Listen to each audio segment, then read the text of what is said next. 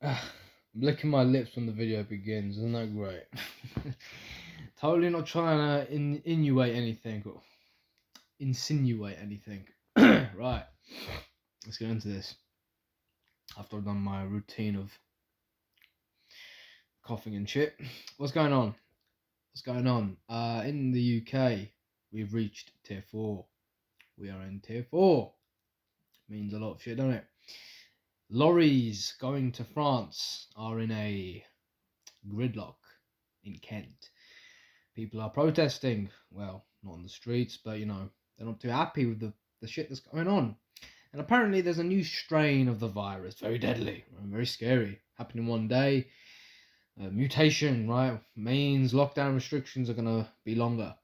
We're gonna be in lockdown for a lot longer than we were before.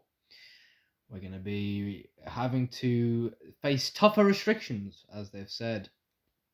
And there's a lot of information about this new virus and how the vaccine that we've currently just been introduced to, all of a sudden the vaccine doesn't work. It's not going to work, is it? So we have to do some more restrictions, guys. As you know, uh, what's going on now is an interesting time. It's pretty funny. I find it pretty hilarious. I don't find it stressful. I find it funny as to how quickly the thing has escalated, how quickly we've gone from, oh, things might be okay, to there's a new strain, and obviously people who aren't aren't educated, I guess, will immediately blame other people, and they'll say, I've seen some comments on Facebook, which isn't the best source, but it's a great way to figure out how the sheep think. There's some people who say that the reason that there's a tier 4 lockdown and the reason that there's a mutation to the virus is because people haven't been listening to the lockdown restrictions. I find that pretty funny.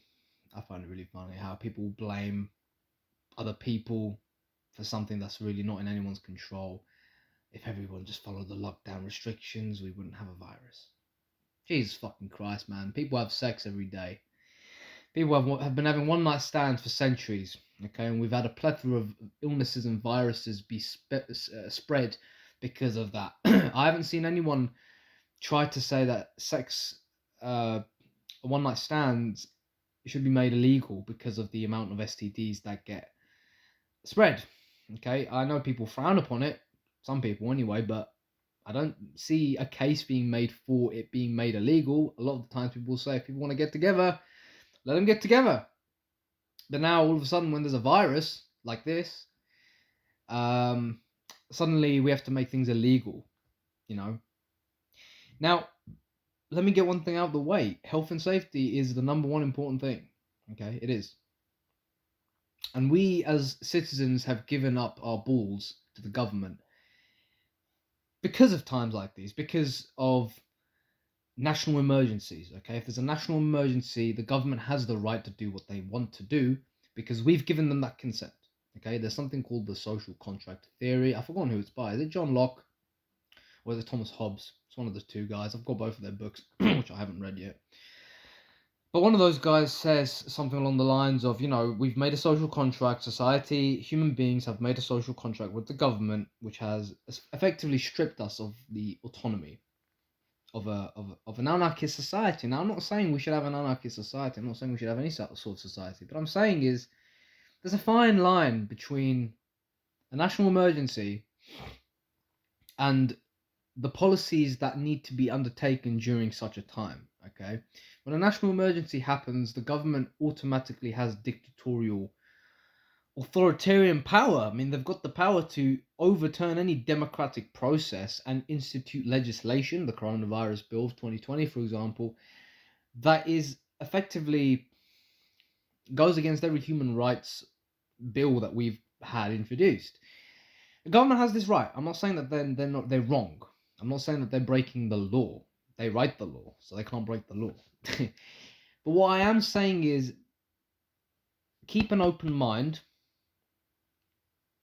because some things can be exaggerated more than others. Okay, propaganda is something that is essentially psychological warfare that a government uses against either an enemy or its own people.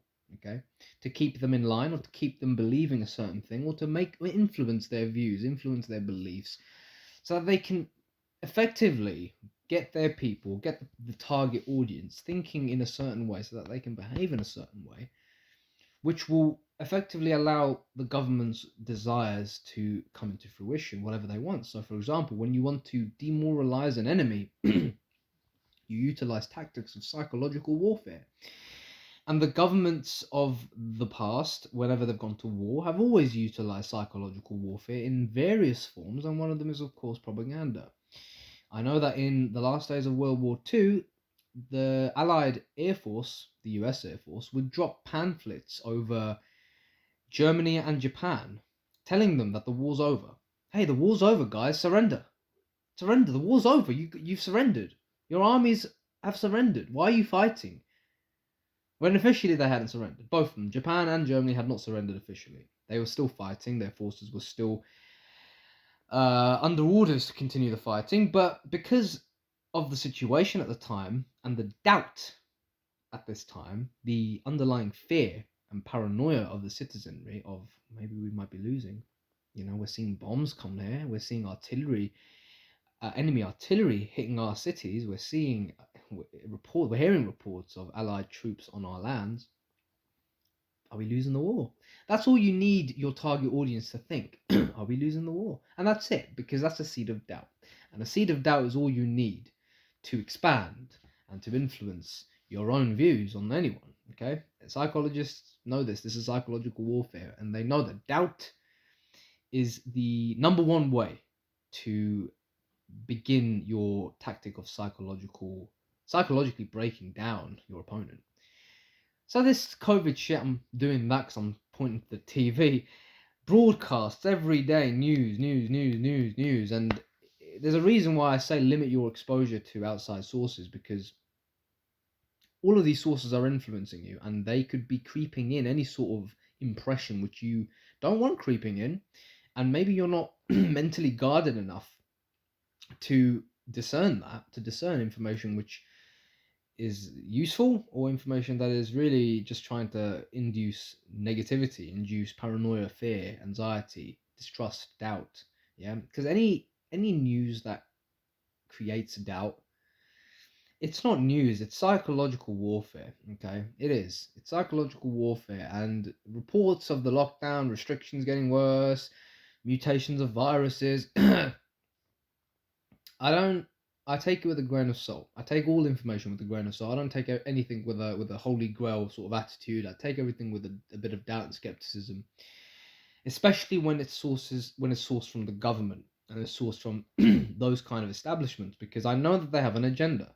They have a very, very general but open agenda, which is, it may seem vague, but at the end of the day, it's all about taking away your freedoms, okay? Because they don't want you to be free, man. They don't want you to think for yourself. No one has ever wanted you to think for yourself, especially, least of all, the government. They don't want you to think for yourself, because if you think for yourself, then you're going to oppose them, or you will. You're naturally going to oppose them, okay? Unless you think along their lines, okay? So, we're getting into some deep shit here in the UK. And I don't really have anything to say about it. It doesn't sound good, obviously. It's funny, but it is what it is. You can't control it. So I'd say that it's even more important right now to keep training your mind, keep training your body, keep training your spirit. Stay clean, stay pure, stay strong. Because we don't know when shit could happen. We don't know when shit could take a U-turn. All of a sudden they may say we're entering tier 7 and sorry, dude, you can't leave your house. And if you're found to leave your house, you will be arrested on the spot. Okay, or they may say the vaccination is mandatory, a new vaccination is mandatory, and if you refuse that, you may be refused entry to certain places, you may be fired from your job, if you're studying, for example, you may not be able to continue with your studies. If you're in a different town from your spouse or family members or friends, you may not be able to travel without a permit or some sort of vaccination permit, right? Passport, whatever, for domestic travel or even foreign travel, right? I reckon they'll take away foreign travel first, and then they'll take away domestic travel, which they already have. They've already said that They haven't made it illegal yet, but they've said that they're strongly advising you from traveling across Christmas to meet your loved ones. Again, it's a fine line because it's a national emergency. There's a pandemic going on. It's a fine line, man. Because me saying this, I could be basically saying, well, fuck the pandemic, just go meet your family members, Forget about the pandemic, and if you're liable, if you're responsible for spreading it, oh well. There's that view, right? But then the other view is it really that bad? Is it really going to spread like that? And also, who is anyone else to tell me what I can and can't do? Okay? It's very easy to say that I'm coming from a selfish point of view. Very easy to say that, hey, you know what, you're just being selfish, John. You shouldn't really put yourself like that. You should put society above yourself. Here's the thing, though. Here's my main argument against it. I love people, and I would never do anything to harm them. But you telling me what I can and can't do in that respect and making it law, okay?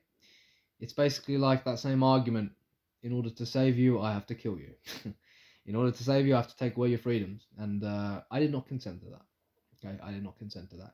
Our society is based on consent at the end of the day. And if consent isn't taken into consideration, you are destroying something that underpins our foundations of society. Okay, the consent factor. And if consent is not given, again, it's a fine line between health and safety. But under the name of health and safety, if that means you can do whatever you want, I don't really agree with that. I don't think you've got the right to do everything you want just because of an argument to do with health and safety. Okay, I understand you've got a duty and an obligation to protect society, and for you, the government, it's it's something you have to do, and you're going to receive some protest. You're going to receive some lashback. But is there an underlying motive? I don't know. I think there is. I think there always is an underlying motive or agenda. Nothing is as it seems. And yeah, stay strong. Stay strong for your family. Stay strong. Stay strong. Stay strong for your family. Stay strong for yourself. Stay strong for your loved ones, pets, dogs, strangers, whoever it is. Stay strong. Stay powerful. Okay. Keep working. Keep working every day. Don't give up. Okay. I'm doing a run. I'm doing a workout session every day. I've got to keep the mind clean. Got to keep the spirit clean. I've got to keep the body active and stressed. Yeah, because then I can relax. Because I know I'm doing enough. So make sure you're doing enough. Make sure you're working on yourself during this time period, because we don't know when you may be called into action, and you need to be ready. You need to be fit, supple, and ready for action. We don't know what kind of action may be required. We don't know. But we do know you need to be healthy. You need to keep yourself strong in order to then move on from there. Okay, and take the necessary action. And I'm sure you know exactly what kind of necessary action you need to take in your own situation. You don't need me to tell you that. Alright. So I hope you enjoyed this video, and I'll see you later. Take it easy.